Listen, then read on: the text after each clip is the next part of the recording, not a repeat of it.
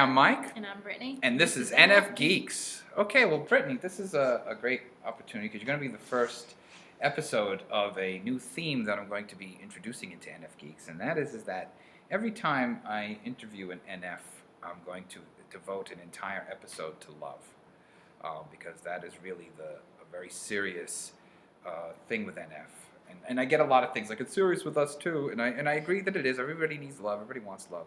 But I'm looking to say, but there's something about NF where this is really a major priority in a way that it's life-changing and it's very serious. So I want to talk to all the NFs about this. And so you're the first episode that we're going to do. Exciting. Yeah, to talk about love. So let's start with this. When NFs are looking for relationships, okay, according to some things, is that we care about we're looking for a soulmate. This is sort of the stereotype. That NFs are looking for a soulmate. We're looking for somebody who we can reach and they can reach us on the most deepest level. This is not necessarily true of the other types. They're looking for different things. Not that that's bad, but they're looking for different things than a deep soulmate. So, what do you think about that? How does that feel to you? And if you could make an ENFJ connection, you don't have to. But that makes a lot of sense to me. Mm-hmm. I haven't dated much or gone out with many people for that exact reason. Because Oh. I'll date people or I'll go out with them and it'll just be nothing there. It's like they don't understand what I'm talking about. Yeah, I've been there. And it's just it's horrible. It's a terrible experience. In fact, that's great because it really shows that NFs are having a connected experience. Because one of the things I'm trying to promote with NFGeeks is that we're not, people think we're crazy. And how could we be crazy if we're all having the same experience? We're simultaneously crazy in the exact same way. And that NFs are known for not dating for long periods of time because it's just too painful. Yeah. That it's just been, there's been so much pain and suffering with it that even though we crave it, we can't go back to it because we're too wounded. It's like having a sunburn, or worse than a sunburn. It's like having those third-degree burns, from a fire. Did you have that experience? Yeah. And I find like in relationships, whether it be platonic or romantic relationships, I always ideal the person. Like they're on this high pedestal of amazing, and that's very NF. It's sad. It's always heartbreaking. Oh, don't say that. Isn't there someone who will actually meet that ideal? One day, maybe. Yeah, right. I hope. Yeah. I'm looking for it. Yeah, don't ruin it for me. I'm already old. That's that joke. But I find that it's like with any type of relationship, I hold them in such a high regard that like if there's ever kind of a disagreement, I feel like everything's over. Oh. As soon as there's a disagreement and anything, it's like it's over. They're gonna break up with me. It's done. It's over, or whatever. They're not gonna talk to me anymore. They don't love me anymore because they disagreed or just we had an argument. This is so sad. It is. Yeah, I've actually had that experience too. I think that might be an NF experience. I've had that experience. Yeah, and it becomes detrimental to the relationship actually having that attitude because it may be just irrational. Maybe it is, but it's true to us. Yes, it absolutely is. All right, connected to that. A lot of NFs have sort of a fascination with romance and that aspect of relationships. Yeah. How does that connect with you? I want to be romanced. Do you? Yeah. Okay. But it's very difficult, it seems, to find because I think we have this idea of romance and what it should be, and it never turns out that way. That has to do with the idealism again. Yeah, and then I don't know, I don't get angry, but I get very upset, more like hurt than anything, if a romantic evening or romantic something doesn't turn out like I want it to or I think it should, and it's, once again, just very sad. Oh, has that happened? Have you had that experience? Yeah, and I kind of I feel like I'm resentful sometimes for it. Really? Yeah, because I have this idea of how a romantic evening should be or just how it should be in general, and it never gets there. No matter what. I don't know no matter what, it just hasn't gotten there yet. All right, well then let's get a little more serious about this then. How what experiences have you had of love? Do you think you've had the experiences of love as you want them to be, or do you feel well, what experiences of love have you think you've had over the years or time? I think I've had? Yeah. I think We're poetic. We don't need grammar. Grammar doesn't, we're NFs. The grammar is for like the SJs. They care about grammar. The grammar Nazis. This has nothing to do with us. We're poets. We can speak, double entendres. That's right, yeah, it's fine. You'll get it. Well, you understood, so go ahead. I feel like I've never been in a relationship with somebody on a mental level. And I think that's what I crave. I want somebody... All right. Define mental. What do you mean by that? That's for the audience. That's not for me. Just by a mental level, just the way I think, and somebody to appreciate the way I think, the way I do, and not be confused by it and go, "You're crazy," or "That's just too deep for me," or just something like that. And in my experience, that's all I ever get. And like a good NF. I just want somebody to understand.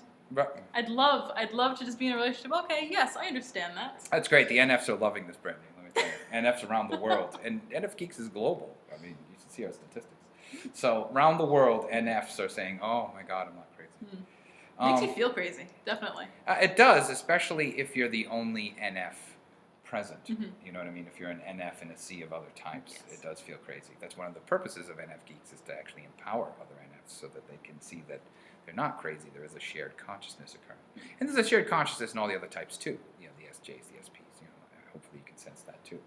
But they're not getting beat up for their view the way we get beat up. So that's why NFGeeks exists. But enough about beating up. All right. What do you think about love in the world? Do you think true love or finding a soulmate is possible? Not necessarily for you, but in the world, or for you, whatever way. Is this real? Is this possible? I think it is. Once again, it's just I want it there to be. So in my mind, there is. Wow. There is. It's like I truly believe it. Sometimes for myself, I wonder, but I think in a general sense, there is a soulmate for people. There is you can have that deep connection of mind and everything. Well, this is important for me for two reasons that I'll share, and you can comment, as a good counselor, as it is. The first reason is that I've been really contemplating this as of late over the past couple of weeks because, I'm middle-aged, I'm older than you, and I've been really thinking to myself, maybe I am incapable of healthy relationships. You know what I mean? Like, I'm 42. So maybe this is not in my cards. Maybe this whole soulmate thing is baddie. And it's being negative. Well,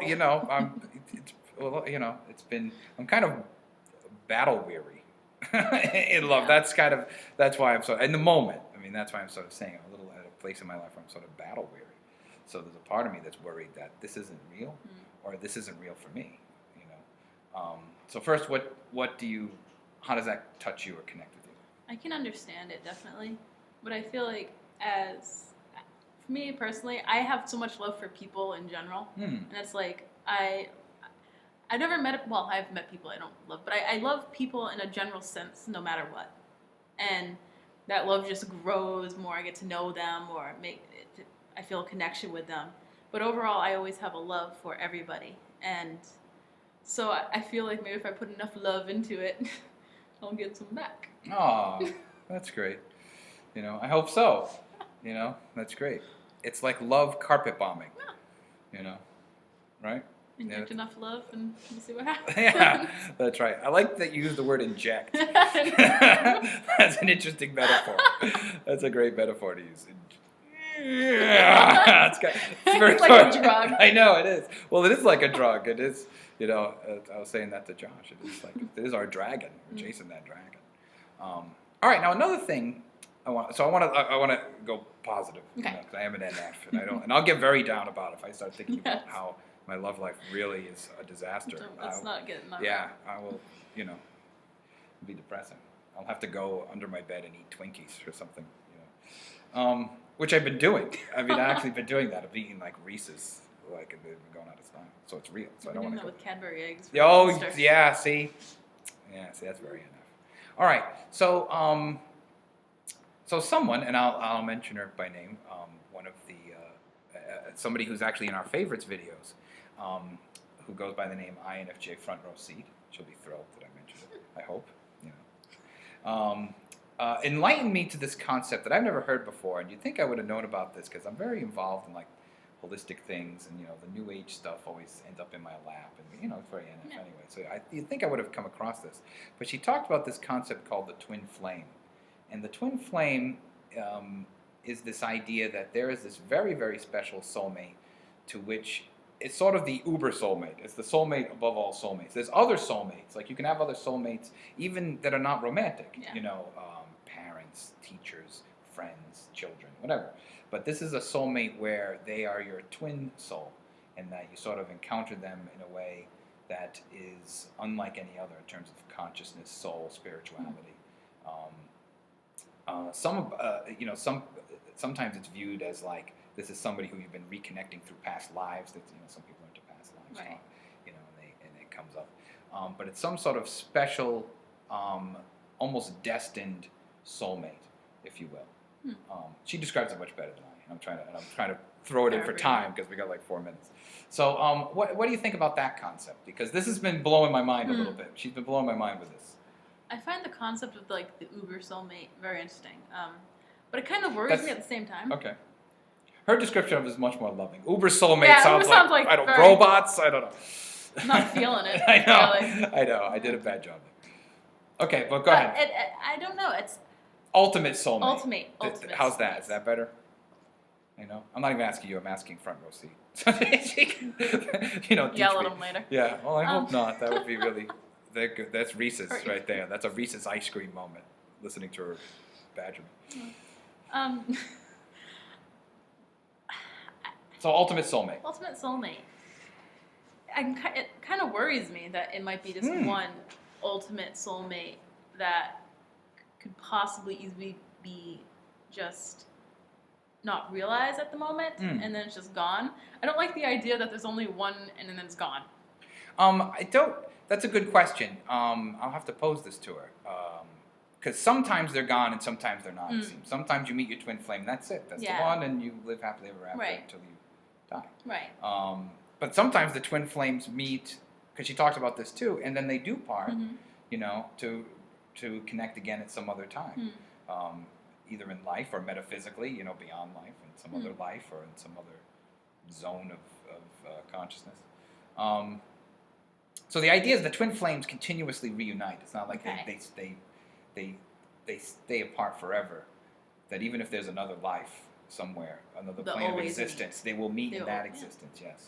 I like that idea, actually. Do you? Yeah. Does that give you hope now? Do you feel better? Well, I had hope before if I injected enough love into people that would love me. Right? You get the spoon. I got the love. Would you like some love? We just gave the addicts a new way to talk about this. Yeah. Yeah. Hey, man, you got any love? It's going to be a new street slang. Yeah, it is. I know. We're out there. Oops. No, I do like the idea of that. Just it's very hopeful that there is somebody out there for everybody. And it's a really great thought. Yeah, it really helped me because I've encountered a lot of soulmates in all sorts of different relationships, like different people, friends, whatever, and even in lovers. But yet it's still like there was something, it didn't happen. I was like, well, if they're soulmates, why did this turn to a disaster? Yeah. And that's when I started thinking, okay, maybe I'm done here. But she said, no, there's this other thing that could be coming. So it actually gave me hope. I look forward to that. You're right, the twin flame? Yeah. Yeah, that's great. I'm feeling it. All right, that's good. I don't know. I didn't ask her this though specifically, because I assumed she's talking about a opposite sex, or just maybe because I guess you could be gay, but a romantic. That it's a romantic, intimate twin flame, and not necessarily a platonic. You know what I mean? Like you're not going to have a cousin that's your twin flame. Although I don't know, because I didn't ask her that. Any thoughts? Final thoughts on that? How does intuitively? I think, as far as platonic, other than family, if you're friends and you're that twin flame, it would inevitably become a romantic relationship, there wouldn't you go. Right, and see, NF analysis. There you go. We have an NF theory out there. There'll be a bunch of comments all about just what you just said. Yeah, that's great. All right, Britt, thank you very much. Thank you. All right, great job.